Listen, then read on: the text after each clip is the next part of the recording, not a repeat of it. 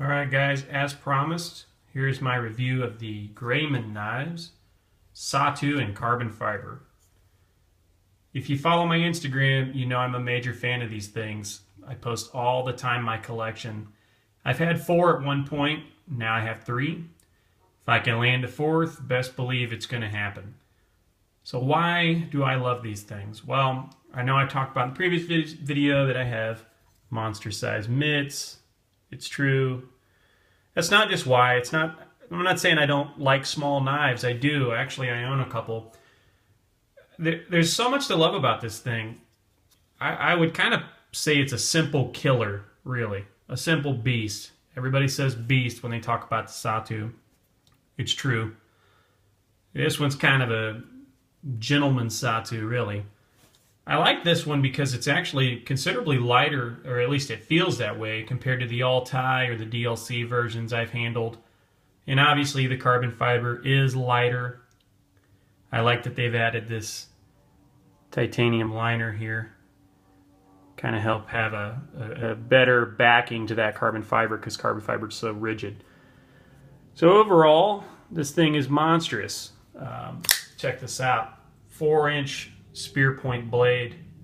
It's a big fat spear. You might have heard me refer to these as folding spears. It's the truth.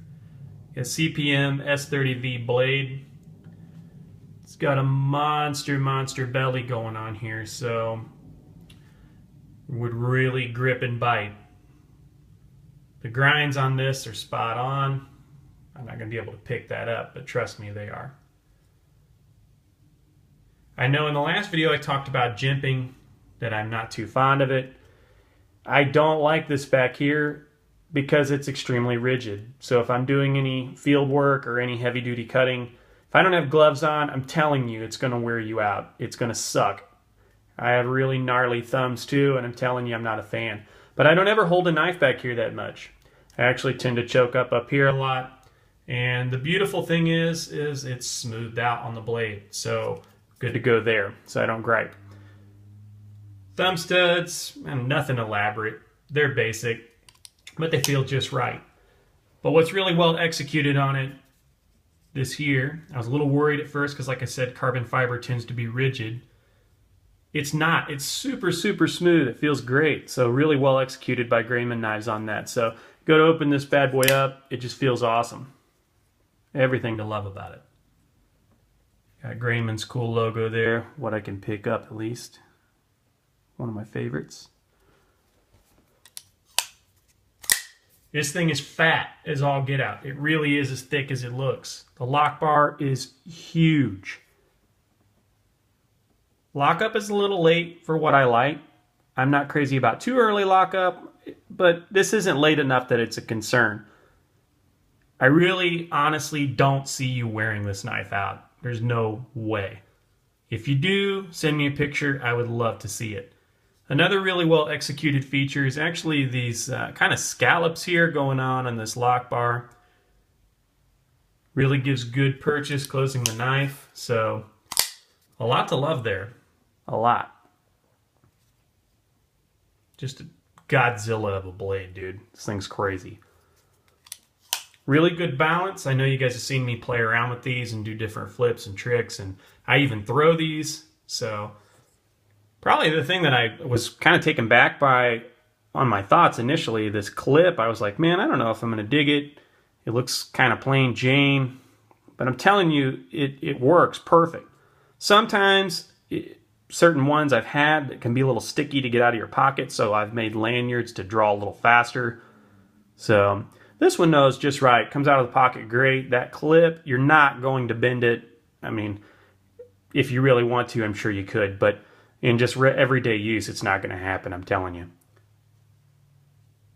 Got a G10 backspacer going on here.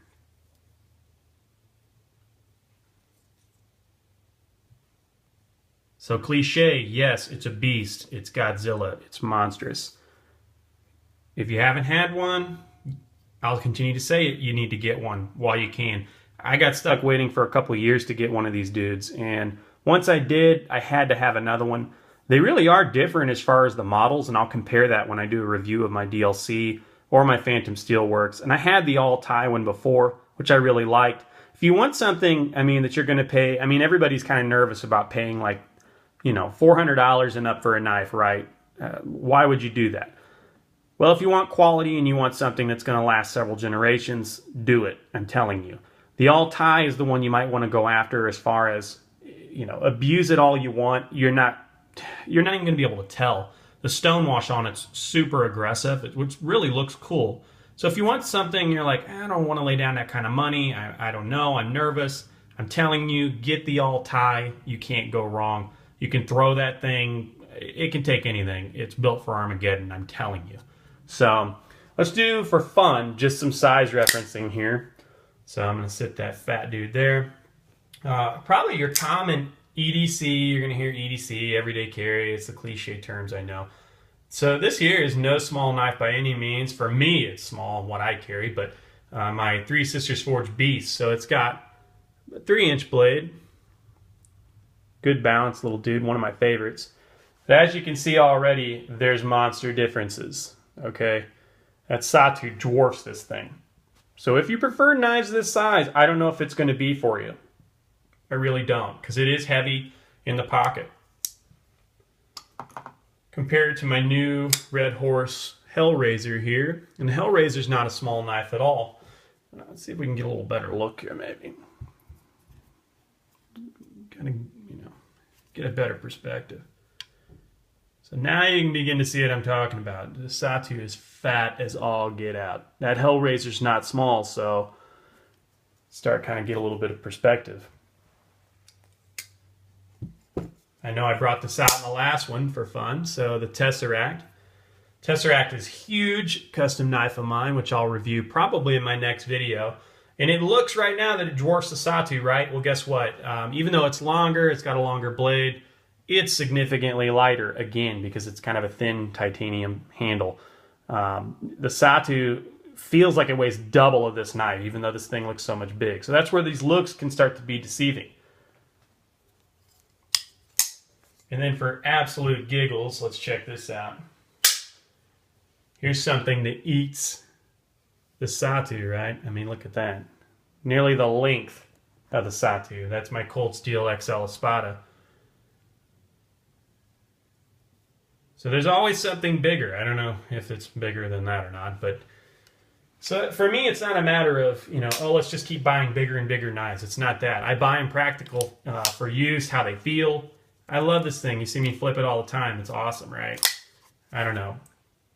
If you want something in reality that is kind of getting into the semi-custom territory, you're afraid to lay down the money for some serious knives, it's hard to complain about this. I mean, this could be your one and done knife if you're not going to really start getting into collecting. If you want something that, hey, I can use on anything at all, not feel nervous about it, it's not going to break, that lock is not going to fail. I tell you, it's not. I don't know, man. Get one of these. Really hard, man. Really hard to find anything wrong with it. So I'll try and keep it as short and sweet as possible today. If you guys got any questions or anything about it, if I didn't cover anything specifically on it, which sometimes I may forget, just shoot me a message on Instagram and ask. You know, I'll respond to anything. So hopefully today was, you know, helpful and that you kind of got a glimpse of a not so common knife.